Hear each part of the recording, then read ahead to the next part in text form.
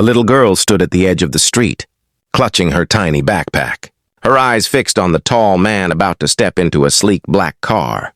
He was feared by everyone in town. Mr. Romano, the man people whispered about but never approached. Yet she walked toward him with trembling steps. "Sir, please," she said softly, tugging lightly at his coat sleeve. "Don't get in your car. Look under it." Romano frowned. No one dared touch him, especially not a child. His guards rushed forward, but he held up his hand. Something in her frightened eyes stopped him. "What's your name, kid?" he asked, kneeling to her level. "Mila," she whispered. "Please look. I heard some men talking. They said they put something bad under your car."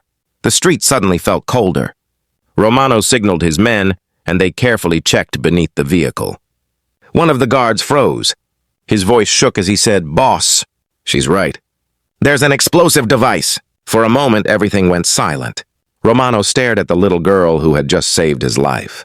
She wasn't shaking because of him, she was shaking because she had been brave enough to warn him despite her fear. "Why did you tell me?" he asked gently. Mila bit her lip.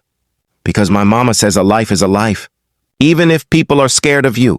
Her honesty hit him harder than anything he had ever experienced.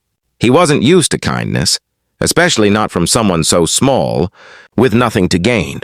He lowered himself so their eyes met. "You did something today that no one else would have done," he told her, "and I won't forget it." Police sirens echoed in the distance as his men called for help. Mila looked up at him, worried. "Am I in trouble?" Romano shook his head. "No, little one.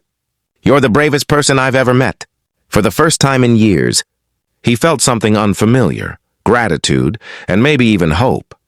He gently placed his coat around her shoulders to keep her warm. "Let's make sure you get home safely," he said with a soft smile. As they walked away from the danger, Romano glanced down at her and realized that the tiny girl who saved him might be the very reason he changed his life forever. Thank you for listening to this story. If you enjoyed it, please subscribe for more.